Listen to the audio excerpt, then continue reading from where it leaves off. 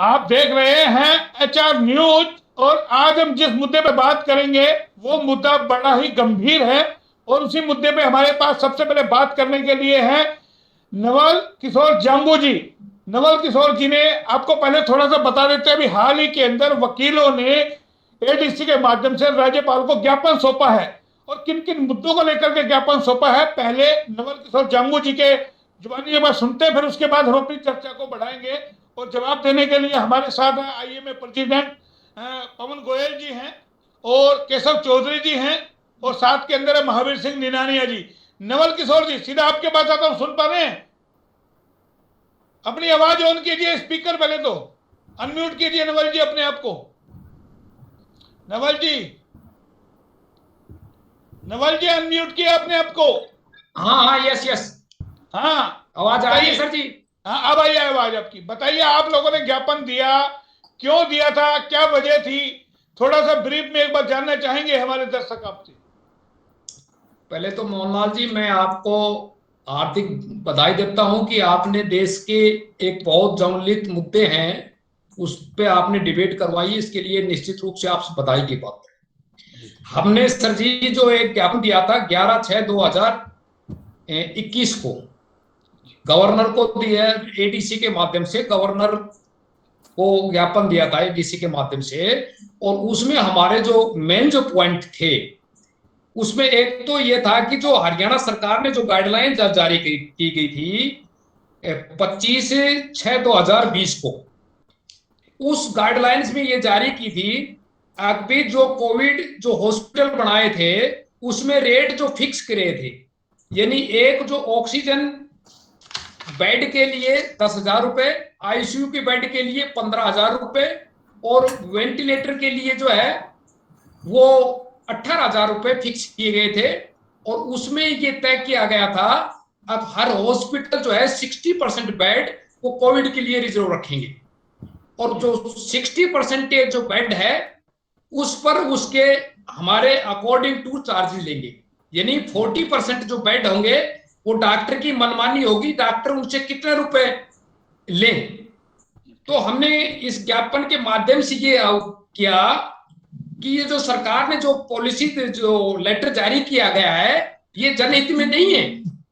ये तो सिर्फ गाइडलाइन जो जारी की गई है एक हॉस्पिटल को, प्राइवेट हॉस्पिटल को बेनिफिट उठाने के लिए जारी की गई है। जबकि देश का संविधान ये कहता है, बाबा भीमराव अंबेडकर ने जो संविधान बनाया गया है वो सोशलिज्म, जीने का अधिकार, और जो है हेल्थ जो पॉलिसी है आम आदमी का सबसे पहले पॉलिसी होती है, देश की सुरक्षा का मैटर आता है, फिर हेल्थ की पॉलिसी आती है, उसके बाद आता है एजुकेशन की पॉलिसी। ये 3 मैटर इज वेरी इंपॉर्टेंट।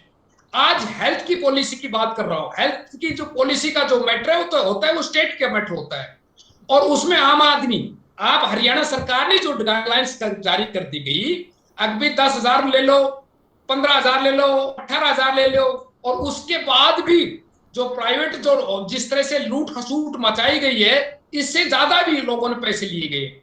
और उसमें एक कॉलम और दिया है मैं आपको मोहनलाल जी, आपने इसमें कॉलम दिया गया है अगर कोई डॉक्टर, प्राइवेट डॉक्टर अगर इसका वायलेशन करेगा तो इसमें जो लास्ट में जो इनका जो लेटर जारी किया गया कॉलम नंबर 4, उसमें कहा है कि यदि अगर कोई डॉक्टर इसका वायलेशन करता है तो उसके खिलाफ कानूनी कार्रवाई 188 IPC के तहत जारी की गई है।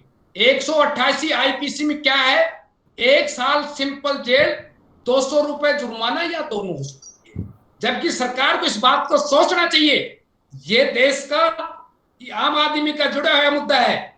अगर एक आदमी के पास चालान नहीं है, मास नहीं है, उसके 500 रुपए जुर्माना कर देते हो, और एक आदमी लाखों रुपए लूट ले जाए उसके ऊपर 200 का 1 महीने की सजा। ये हम सारे के सारे हाई कोर्ट में मुद्दा रखेंगे।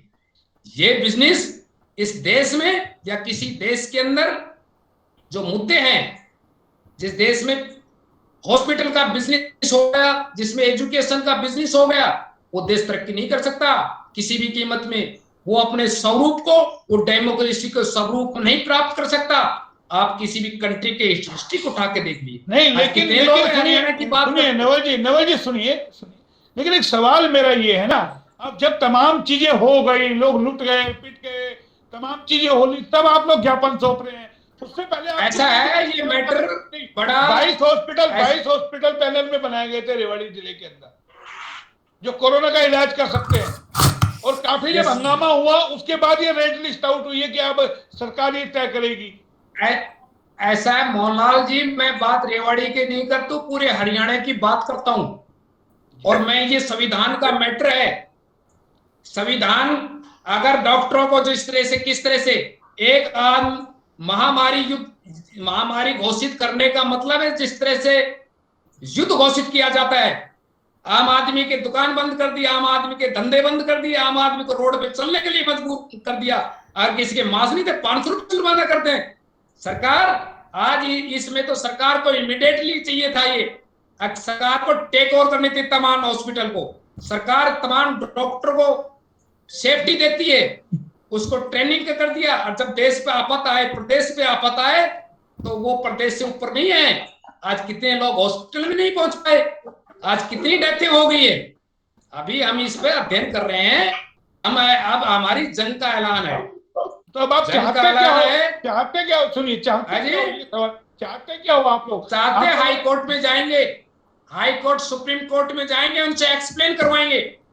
डॉक्टर ने ये इसके हों जी रिस्पॉन्सिबिलिटी नहीं, तो वो तो सरकार ने करी है ये देश का। डॉक्टर सुनिए, डॉक्टर पवन गोयल जी हमारे साथ आईएमए प्रेसिडेंट है। डॉक्टर साहब सुन लिया आपने पूरा मामला? बिल्कुल सुना सर। एक बात में एक जना डॉक्टर साहब बोलेंगे। डॉक्टर साहब बताइए। नवल किशोर जी बहुत जोशीले हैं और मैं चाहूंगा कि उनका जोश ऐसे ही बना रहे। और इस जोश के लिए मैं सबसे इम्पोर्टेंट जो मुद्दा है जो उठाना चाहूंगा, वो ये मुद्दा है कि अगर इतने ही जोश से वो सरकारों को मजबूर करते कि वो हेल्थ पे अपना बजट एक्सपेंडिचर बढ़ाती। हमारे देश में जो सरकारों का हेल्थ बजट एक्सपेंडिचर है वो 1.6% ऑफ टोटल जीडीपी है, जबकि बांग्लादेश में भी ये 7% है और यूरोप में और अमेरिका में 13% है। तो जहां तक स्वास्थ्य के अधिकार की बात है या जो एजुकेशन पे अधिकार की बात है, तो शायद मेरे भाई ने संविधान मुझसे ज्यादा पढ़ रखा होगा, पर संविधान मैंने भी थोड़ा बहुत पढ़ रखा है। तो ये अधिकार जो है सरकार का देना जिम्मेवारी है। ये प्राइवेट हॉस्पिटल्स जो है, प्राइवेट हॉस्पिटल्स जब खोले जाते हैं तो प्राइवेट हॉस्पिटल्स में किसी भी ट्रीटमेंट की कॉस्ट का एक एनालिसिस होता है। हम भी ये कहते हैं, जैसे भाई ने कहा, नवल भाई ने कहा कि 10,000, 15,000, 18,000 रख दिए, वो किस आधार पर रख दिए? तो मेरा भी सरकार से यही सवाल है कि उन्होंने 10,000, 15,000, 18,000 क्यों रखे? उन्होंने 6,000, 9,000, 12,000 क्यों नहीं रखे? या 30,000, 50,000, 70,000 क्यों नहीं रखे? तो इसका क्राइटेरिया क्या है? सबसे पहले तो ये फिक्स किया जाए। दूसरा, इसमें एक बहुत ही महत्वपूर्ण कानूनी बिंदु है जो कि शायद नवल भाई मुझसे ज्यादा बेहतर तरीके से जानते होंगे कि क्या सरकारों को ये अधिकार है कि वो अस्पतालों के ट्रीटमेंट के रेट फिक्स कर सकें और ब्लैंकेटली वो ट्रीटमेंट के रेट फिक्स कर सकें? मुझे लगता है कि हमारे देश में इस तरह का सरकारों के पास कोई कानूनी अधिकार नहीं है। और महाराष्ट्र में सरकारी अस्पतालों ने ये चैलेंज भी किया था और Nagpur bench of high court ने उस चैलेंज को स्वीकार करके सरकार के जो रेट थे, रेटों के जो आदेश थे, उसको निरस्त भी किया।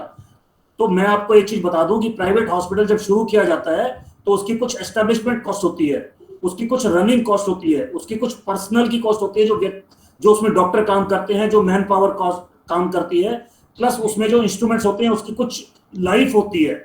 मेडिकल इंस्ट्रूमेंट जो है 5-5, 7-7 लाख रुपए के मॉनिटर्स आते हैं, 20 लाख रुपए के वेंटिलेटर्स आते हैं, उनकी जो लाइफ होती है 5 साल 6 साल होती है, उसके बाद वो बेकार हो जाते हैं। 20 लाख रुपए का इंस्ट्रूमेंट 1.5 लाख रुपए का रह जाता है। तो ये सारी कॉस्ट इन्वॉल्व होती है। प्लस इसमें जो कोविड का जो टाइम था, भाई जो इतने जोश से बोल रहे हैं, इनसे ये पूछा जाए कि कोविड में जो मरीजों के रिश्तेदार थे वो उनसे मिलने नहीं जाते थे। ऐसे समय में जब डॉक्टरों ने अपनी जान पे खेल के 1500 से ज्यादा डॉक्टर जब शहीद हो गए और उनकी शहादत को यानी बेसिकली झुठला करके या उनकी शहादत का अपमान करके जब ये कहा जाता है कि डॉक्टरों ने लूट खसोट मचाई, तो 99% डॉक्टर, मैं आज भी कहता हूं कि 99% डॉक्टरों ने अपनी जीवन जान पे खेल करके मरीजों की इस कोरोना काल में सेवाएं की। अगर 1-2% लोगों ने कुछ गलत किया है तो हम पहले भी बार बार ये कह चुके हैं और आज मैं फिर से इस चीज को दोहराता हूं कि अगर किसी ने गलत किया है तो डेफिनेटली आईएमए उसके साथ नहीं है, हम उसके साथ बिल्कुल नहीं है। परंतु जिस तरह से डॉक्टरों के इस कोरोना महामारी के काल में योगदान को दरकिनार रखते हुए जिस तरह से एक शब्द यूज किया जाता है, ये लूट खसोट मचाई, ये सभी डॉक्टरों पे ब्लैंकेटली अगर उन्होंने यूज किया तो मैं इसका घोर विरोध करता हूं, सख्त विरोध करता हूं। और जहां रेटों की बात है तो सरकार को हमें भी बताना पड़ेगा कि उन्होंने ये 12,000, 15,000, 18,000 के रेट किस आधार पर फिक्स किए, उसका आधार बताया जाए, उसकी कैलकुलेशन बताई जाए। आज के दिन अगर आप देखें तो एम्स आईसीयू बेड की कॉस्ट जो अगर पर डे कॉस्ट निकालते हैं तो वो 1,47,800 रुपए है, जो कि हॉस्पिटल बोर्ड ऑफ इंडिया ने कैलकुलेट की है और कैलकुलेट करके एक आरटीआई के माध्यम से मांगी है कि एम्स में पर डे ट्रीटमेंट की कॉस्ट क्या है। जनरल वार्ड में एम्स में जो ट्रीटमेंट की कॉस्ट है 52,600 रुपए है। तो आज अगर 52,600 रुपए की जगह प्राइवेट हॉस्पिटल 10,000 रुपए में गवर्नमेंट सर्विसेज से बेहतर सर्विस दे रहे हैं। अगर सरकार, हम तो खुद कह रहे थे कि हॉस्पिटल्स को टेक ओवर करती और टेक ओवर करके वो सर्विसेज को प्रोवाइड करवाती तो हम तैयार थे, हमें क्या दिक्कत है, हमें तो काम करना है। हम तो उस टाइम भी काम कर रहे थे, आज भी काम करने को तैयार है और आगे भी काम करने को तैयार है। परंतु अगर सरकार उसमें ठीक है कि सरकार अगर 1 मिनट में बता दूं, अगर टेक ओवर करती है तो उसमें प्रोविजन ये है कि अगर सरकार टेक ओवर करती है तो हॉस्पिटल के सारे खर्चे सरकार को उठाने पड़ते, प्लस डॉक्टर्स को उसका मेहनताना देना पड़ता। वो कॉस्ट इससे बहुत ज्यादा होती, इससे कम कॉस्ट नहीं होती। तो सुना नवल जी, आपने कितने अच्छे तरीके से डॉक्टर साहब ने भी अपनी बात रखी है, आप क्या कहेंगे? सर, डॉक्टर साहब ने जो 2-3 बातें उठाई गई है, नंबर 1, अब स्टेट की ड्यूटी बनती है। जैसे इसने महाराष्ट्र का उदाहरण दिया, जो सुरक्षा का जो है, हेल्थ का जो सब्जेक्ट है वो स्टेट का सब्जेक्ट है और स्टेट का हर आदमी की ड्यूटी है स्टेट को उसको सिक्योर करना, एक नीचे बॉटम तक आदमी तक हेल्थ फैसिलिटी पहुंचाना। State is bound, state bound है। संविधान को पढ़िए, उसमें से किसी अगर किसी आदमी ने किसी इंडिविजुअल ने कह दिया is a not a right, उसके राइट उसके नहीं हो सकते किसी भी। देखिए उसका मैं जवाब दूसरे, एक मिनट सर, मैं जो डॉक्टर साहब दूसरा बात कहा कि कॉस्ट बहुत बढ़ जाती है, ये मैटर नहीं होता है। जब एक आदमी का एक किस्म से महामारी डिक्लेयर कर रखी है, महामारी का डिक्लेयर का मतलब डॉक्टर साहब महायुद्ध हो गया, तो युद्ध में किसकी सेवा लेने हैं? इसके लिए कानून सब जो सरकार है, सरकार अपने आप में पावरफुल है, सरकार कोई भी कानून कर सकती है।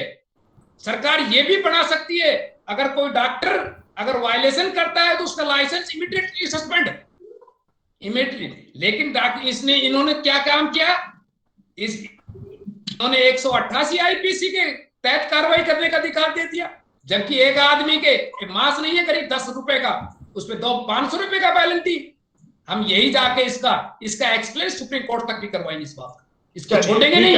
और इस देश की हेल्थ, इस देश को प्राइवेट हॉस्पिटल की जरूरत नहीं है, इस देश को तंत्र अपना मजबूत करने की जरूरत है। अभी हम नवल जी, हम भी वही कह रहे हैं कि तंत्र मजबूत करने की जरूरत है। जब देश की देश की सरकारें स्वास्थ्य की सेवाएं देने के लिए फेल हुई तो प्राइवेट अस्पताल उसमें आए, एग्जिस्टेंस में आए। जब इस देश की सरकारें शिक्षा देने में सक्षम नहीं हुई तो प्राइवेट स्कूल जो है तो ये मैंडेटरी है। जब इस देश की सरकारों ने लोगों को पानी नहीं दी तो हमने जनरेटर लगाए, हमने पानी के लिए नलकूप खुदवाए। तो बेसिकली आपको सरकार से पूछना चाहिए कि उन्होंने लोगों को, डॉक्टर साहब आप मुझे बताएं इलेक्शन के दौरान कितनी बार आपने ये मुद्दा उठाया है? हमारे देश के प्रबुद्ध वकीलों ने कितनी बार ये मुद्दा उठाया है इलेक्शन के दौरान कि स्वास्थ्य को प्रायोरिटी दी जाए, शिक्षा को प्रायोरिटी। उस वक्त तो आप बात करते हैं जाति की, उस वक्त तो आप बात करते हैं अभी हम बात करते हैं वो चीजों की। सर एक मिनट, आप लोगों ने Haryana medical service personal and medical service institutes ये जो है 2009 में बनवाया है, only in this favour of doctor. आपके साथ कोई ऊंची आवाज में बात नहीं कर सकता, आपके कोई वो नहीं, आपके कितनी है इस एक्ट में हर पेशेंट के के फेवर में नॉट ए सिंगल वर्ड। जिस देश में पेशेंट के हक में एक्ट नहीं बनते हो, डॉक्टर को मनमाना काम बनता, वो डेमोक्रेसी नहीं हो सकता। लेकिन अगर डेमोक्रेसी आज स्टेट सुरक्षा देती है, it is a duty of. अगर नवल जी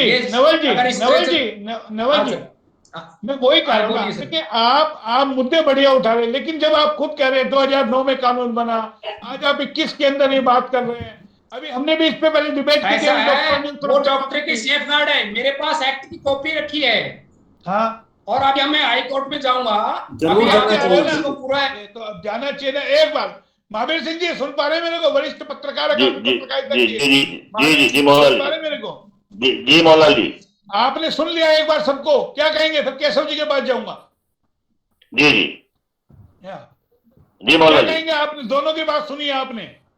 देखिए, वकील साहब ने भी एक अच्छा मुद्दा उठाया है और डॉक्टर साहब ने भी अपनी एक वक्तव्य दी है। लेकिन देखो जी, शहर बदनाम तो हुआ है, मतलब डॉक्टरों के नाम से या सिस्टम से। मतलब 2-3 जो हॉस्पिटल थे, डॉक्टर साहब को मतलब ये अपील करूंगा कि नहीं, ऐसे लोगों को डॉक्टर साहब पहले कह रहे मैंने, हम तो साथ नहीं है। वो तो उन्होंने माना नहीं, 1% लोग है तो उसमें वो भी क्या कर सकते हैं, और वो आईएमए के मेंबर भी नहीं है। कई सारे जो देखो जी, ये स्वास्थ्य का मामला है जी, और ये जान माल का मामला था जी। सरकारी पता नहीं, सरकार में दूरमूल क्या होती है, सरकार की क्या करते हैं। डॉक्टर साहब ने कहा कम करने चाहिए तो, और भी 18-10 क्यों करना चाहिए। डॉक्टर साहब की अच्छी बात लगी मुझे तो, लेकिन ये तो अच्छी तरह नवल जी बताएंगे, डॉक्टर साहब बताएंगे जी। ये तो पूरा मामला कानून का है। और जिनका वो ये कह रहे हैं कि हम तो हाई कोर्ट तक जाएंगे, और तब जब ये कानून बन रहे थे तब तो कोई आता नहीं है। लेकिन मौला जी, बड़ा दुर्भाग्य रहा कि हमारा शहर इतने महामारी के अंदर मतलब बदनाम हुआ है। मतलब कुछ आदमियों ने बदनाम किया है, कुछ डॉक्टरों ने। डॉक्टर तो भगवान होते हैं, मतलब आज भी उनको भगवान मानते हैं, डॉक्टर पब्लिक जनता मानती है। तो ये बड़ा दुर्भाग्य रहा। चलिए एक बार केशव जी सुन पा रहे मेरे को? जी मोहनलाल जी, मैं सुन पा रहा हूँ आपको। देखिए, आप भी उस वक्त हॉस्पिटल में थे जब गैस की किल्लत हुई, तमाम चीजें हुई, किस तरीके का हमने सेकंड लहर को देखा है, कितने सारे लोग हमने अपने साथी खो दिए, और आपके भी कुछ चाहने वाले थे जो इस दुनिया में नहीं रहे हैं कोरोना काल में। और अब जो नवल किशोर जामू जी जो उठा रहे हैं मुद्दा कि सरकार ने जो रेट तय किए डॉक्टरों को, उनको लेकर के वो सवाल कर रहे हैं कि मरीजों के हक में कुछ नहीं है, उसको लेकर के ज्ञापन भी दिया, हाई कोर्ट जाने की कह रहे, सुप्रीम कोर्ट। आपको नहीं लगता बहुत देर इन वकीलों ने कर दी? वकीलों को बहुत पहले जाना चाहिए था, जो ये अब जा रहे हैं। मोहनलाल जी देखो, मैं आपको बताऊं, सबसे बड़ी बात तो मैं आपको ये बताना चाहता हूं आपके माध्यम से। हमारे डॉक्टर साहब भी बैठे हैं, भाई नवल जी बैठे, निराणी जी बैठे। उस समय शहर के जो हालात थे वो बहुत ऐसे हालात थे, और मैं डॉक्टर साहब हमारे बैठे हैं, मैं डॉक्टर साहब दिल से सैल्यूट करता हूं आपको कि उस समय हालात ऐसे थे कि मैं उन डॉक्टर, ये नहीं है कि सारी पेशेंट उसके अंदर सड़क से उतार गए। कुछ हमारे रेवाड़ी के डॉक्टर्स भी हैं जो वो भी सड़क से उतार गए, मतलब मरीजों की सेवा करते करते। और मैं डॉक्टर साहब की इस बात से बिल्कुल चाहता हूं, बिल्कुल इस बात को मानता हूं मोहनलाल जी, कि जब कोई आदमी हॉस्पिटल बनाता है, जब उसको तैयार करता है, उसके अंदर पैसा खर्च करता है। जैसे मैं फॉर एग्जांपल ये बताना चाहूंगा, एक वेंटिलेटर मशीन है, वो वेंटिलेटर मशीन जब आदमी जब लगाता है मोहनलाल जी, उसके अंदर पैसा भी लगता है। और मैं डॉक्टर बात की बात को बिल्कुल बात से वाकिफ हूं, और मैं इसका तारीफ भी करता हूं और कहना भी चाहूंगा कि वो मशीन खराब हो जाती है। एक चीज आती है ना निकल के, इसके लिए भाई सरकारों का फेलियर है ना। नहीं मोहनलाल जी, मैं इसको सरकार का फेलियर बिल्कुल नहीं कहूंगा। आप मुझे एक चीज बताइए, पिछले कोरोना काल में 2020 के अंदर जिस समय पेशेंट सिर्फ 1 लाख और 1.25 लाख के बीच में आ रहे थे, वो 4.5 लाख पेशेंट पर डे के आने लगे, तो सरकार भी अचानक कहां से अरेंजमेंट कर पाएगी गैस का और वेंटिलेटर्स का। और ये जहां रेट निर्धारित करने की आप जो बात करते हैं, रेट निर्धारित सरकार ने की है। आप एम्बुलेंस में ले लीजिए, आपके नाईवाड़ी चौक से एक निजी हॉस्पिटल के लिए 10-10 हजार रुपए लिए, सरकार ने उस पर तुरंत संज्ञान लिया। और जब हॉस्पिटल का ये पता लगने लगा कि एक निजी हॉस्पिटल जब 12,000 का रेट है वो 50,000 रुपए ले रहा है, सरकार ने तुरंत उसको संज्ञान में लेते हुए उन हॉस्पिटल के ऊपर भी कार्रवाई की। तो हम ये नहीं कहेंगे कि सरकार का उसके अंदर कोई फेलियर है, लेकिन अब अभी आप देखिए कि रेवाड़ी के अंदर 10,000 रुपए रेट या 6,000 रेट या 12,000 रेट। आप अगर बड़े हॉस्पिटल की बात करें मोहनलाल जी, आप बात करें गुड़गांव के बड़े हॉस्पिटल की, मैं नाम नहीं बताऊंगा, आप बात करेंगे दिल्ली के हॉस्पिटल की, मैं अभी भी आपको बताना चाहूंगा, हमारे रेवाड़ी थी कम से कम 2-3 मौजूद आदमी जो इस समय बड़े हॉस्पिटल के अंदर इलाज करा रहे हैं, दे चुके हैं मोहनलाल जी। मैं कहता हूँ रेवाड़ी तो उस साल तो फिर भी थोड़ा बहुत जाया था कि 6,000 और 12,000 में कम से कम इलाज तो हो रहा है। नहीं, एक चीज है ना, जांगू जी ने एक और सवाल उठाया ना, जो पेशेंट है उनके भी तो हक में कानून बनने चाहिए ना भाई। आप रोड़ा नहीं बचा सकते।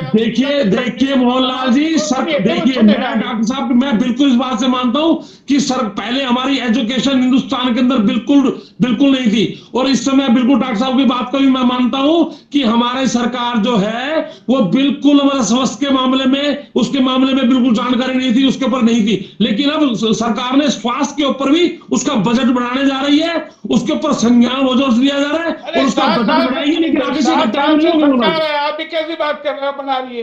7 साल से सरकार है, कहते रहे डॉक्टर साहब कि हमारा क्या हेल्थ का बजट है, 1.6% बजट है हमारा हेल्थ का, जीडीपी का। मोहनलाल जी, इस 7 सालों के अंदर 2020 और 2021 में ऐसी आपदा आई है क्या? 7 सालों के अंदर के उससे पहले की सरकार क्या भारतीय जनता पार्टी सरकार चला रही थी? उससे पहले और भी तो सरकारें चला रही थी। आप इस सरकार को मत दीजिए, आप इस सरकार को मोहनलाल जी दोष मत दीजिए। और अभी मैं आपको बता दूं आपके माध्यम से कि अभी सिर्फ 2 साल के अंदर ही विपदा आई है, 2020 और 2021 में। और आपके माध्यम से मैं इस मंच से बता देना चाहता हूं कि आने वाले बजट में जब बजट पेश होगा तो आप देखिएगा सरकार स्वास्थ्य सेवाओं में कितना बजट अपना बढ़ाती है। ठीक है जांगू जी, सुना आपने? मोहनलाल जी, हाँ, मैं 2-3 बातें टेक्निकल बताना चाहता हूं। बताइए, केसर जी को बताइए, ताकि इनको ये लगे कि हाँ, जो ये सरकार के गुणगान करते हैं ना, हरियाणा थोड़ा समझ में आना। हरियाणा प्रदेश में 3.25 करोड़ आज के दिन पॉपुलेशन है जी, और इनके पास 3,000 डॉक्टर हैं जी। क्या 3.25 करोड़ की पॉपुलेशन पे ये डॉक्टर एक सफिशिएंट है नहीं है? हेल्थ की ड्यूटी स्टेट की बनती है कि नहीं बनती? तीसरी बात, एक मिनिमम वेजेस 12,000 रुपए है मंथली, और 30% लोग बेरोजगार है इस प्रदेश के अंदर। जो आदमी 12,000 रुपए कमाता हो, अपने 5-7 फैमिली मेंबर का पेट पालता हो, क्या वो अपना प्राइवेट में इलाज करवा सकता है कि नहीं करवा सकता इसके रेट के तहत? मैं डॉक्यूमेंट्री की बात कर रहा हूं। सरकार के जो 12,000 रुपए, अरे उसके लिए सरकारों को चाहिए ना हॉस्पिटल खोले, डॉक्टर। आप वो सारा मैटर यही आएगा। अब उसने मुद्दे, इसने इतने पैसे कैसे असेसमेंट कर दिए? और दूसरी बात, जो एक्ट जितने बनाए आज तक पेशेंट के हक में कोई एक्ट नहीं है।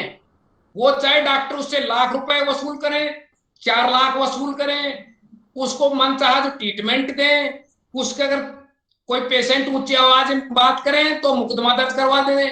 प्राइवेट हॉस्पिटल के गेट में घुसोगे तो पहले लिखा हुआ है, अगर हमारे खिलाफ कोई कानूनी कार्रवाई जो भी है 3 साल की सजा, नॉन बेलेबल लिखा हुआ है। जबकि अगर ये आज इस युद्ध में, इस कोरोना काल में डॉक्टरों का एक धर्म बनता था कि वो फ्री ऑफ कॉस्ट आम आदमी की सेवा करे। आज तक मैं खूब अखबार के माध्यम से पढ़ता हूं, देखता हूं, आज तक मेरे को कोई हॉस्पिटल ऐसा नहीं मिला जिसकी ये कही हो हम फ्री ऑफ कॉस्ट आप लोगों के साथ है, तन मन धन। बल्कि आए दिन अखबार में शिकायतें, और शिकायतें सरकार क्या करेगी? डॉक्टर साहब ठीक कह रहे हैं, क्योंकि डॉक्टर साहब को पता है अब 188 कार्रवाई होगी, प्रशासन इससे बाहर कहां जाएगा? आप बताइए, उसमें प्रोविजन में दे रखा है। अगर तो 2 हॉस्पिटलों को डीनोटिफाई किया तो था ना, जो चीजें सामने आई थी। अगर कोई आदमी शिकायत आ गई तो 200 रुपए जुर्माना करके छोड़ देंगे, कहां दिक्कत आ गई? नहीं, डीनोटिफाई कर दिया तो हॉस्पिटलों को। आप ये छोटी बहस नहीं है। आज